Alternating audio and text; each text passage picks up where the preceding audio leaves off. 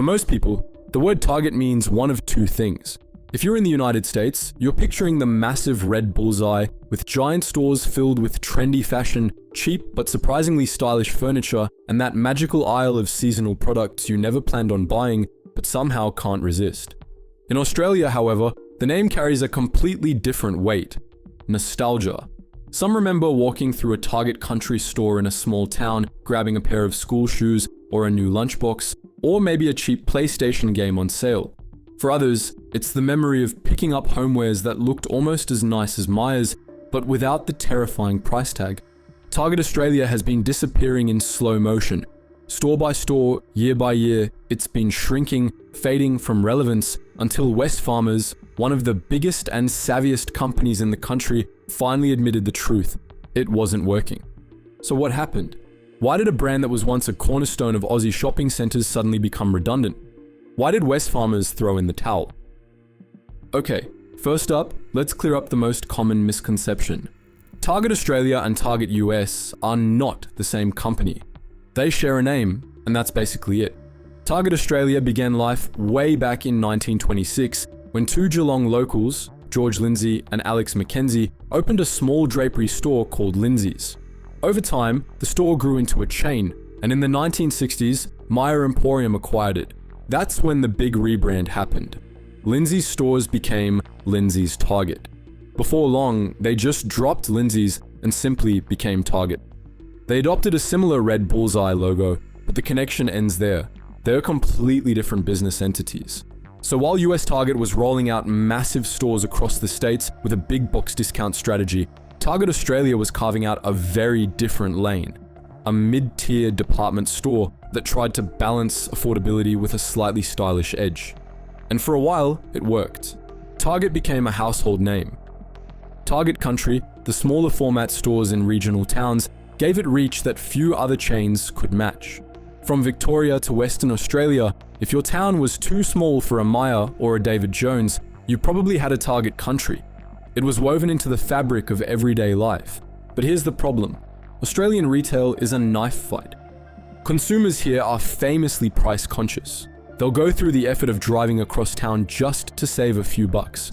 Meanwhile, landlords are charging some of the highest retail rents in the world, and overseas players are always waiting for their chance to swoop in. In that kind of market, being stuck in the middle is not the best place to be. Target wasn't the cheapest, it wasn't the most fashionable, and it wasn't a full-blown department store either. Instead, Target floated awkwardly between them all, trying to be affordable and stylish at the same time. That meant it wasn't quite cheap enough for bargain hunters and not quite fashionable enough for style-conscious shoppers. Its competition was crystal clear about what they were. Target wasn't. That lack of identity is a slow kind of poison, especially when the rest of the market isn't standing still. Target had brand recognition, a national footprint, and a trusted name, but it was already wobbling. Enter Wesfarmers, who in 2007 bought out Coles Group for around $19 billion. That deal gave Wesfarmers control over Coles supermarkets, Officeworks, Kmart, and yes, Target. Wesfarmers had the scale, the money, and the management expertise to streamline the portfolio. They quickly turned Coles around with everything going right. Well, almost everything. Everything but Target. In the early 2010s, Target was already starting to show cracks. Its stores felt dated. Its product range wasn't dramatically better than Kmart's, but it usually cost more. And as any shopper knows, if two stores sell similar items, but one is consistently cheaper, that's where the traffic goes. By the mid-2010s, the pressure really started to mount. In 2016, Wesfarmers made a bold move. They merged Kmart and Target's management teams, hoping some of Kmart's magic would rub off on its struggling sibling. But instead of solving the problem, it only made it more obvious. The two brands weren't complementing each other, rather, they were cannibalizing each other. Every win for Kmart came at Target's expense. Why would anyone shop at Target when Kmart was cheaper, trendier, and busier? A few months later, the numbers told the story. Target posted a staggering $195 million loss. For a retailer selling socks and saucepans, that kind of red ink was catastrophic. Still, Wesfarmers didn't give up immediately. Through the late 2010s, they tried to revive Target's fortunes.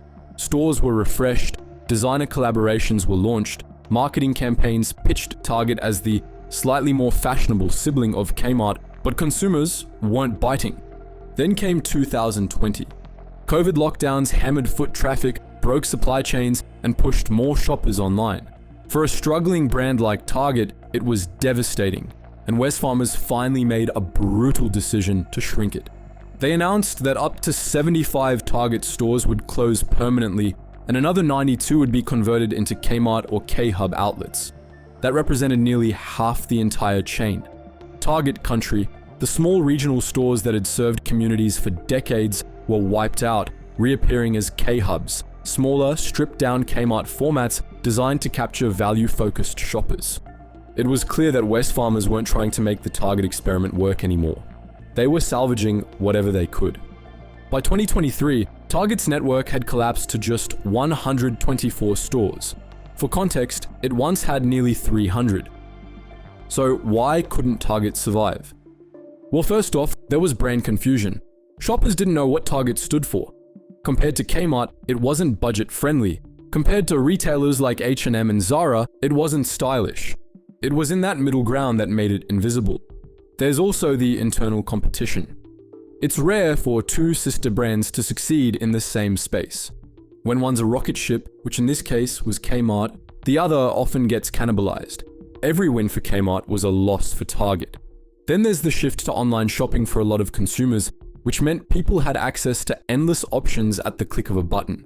Why drive to Target for mid-priced fashion when you could order it from Shein, Temu, or Amazon at often cheaper prices? You also can't ignore the sheer economics. High rents coupled with high labor costs meant thinner margins. Target couldn't afford to just hang on. Every loss was magnified. And when Wesfarmers looked at the numbers, it was obvious that resources were better spent on Kmart and Bunnings. And here's the irony. In the US, Target is thriving. It's one of the most beloved retailers in the country. People enjoy shopping there. It's a Target run. It has cultural cachet. In Australia, the brand drifted into irrelevance, squeezed out by sharper competitors and overshadowed by its own sibling. So, what's the legacy of Target Australia? For many, it'll be nostalgia. It was where you bought your first school uniform or where you picked up a cheap video game or a pair of shoes. But nostalgia doesn't pay the rent. And in business, sentiment only goes so far. For Wesfarmers, keeping Target alive when it was dragging down profits made no sense. The market changed. The shoppers moved on and the company followed. But what do you think? Did you grow up shopping at Target? Maybe you worked at a Target country in your hometown. Do you think Target was underrated, or was it always doomed to disappear? Drop your memories or hot takes in the comments below. We'd love to hear how you remember it. And if you enjoyed this deep dive into Aussie retail history, give this video a thumbs up, hit subscribe, and don't forget to ring the bell so you never miss out on more stories like this.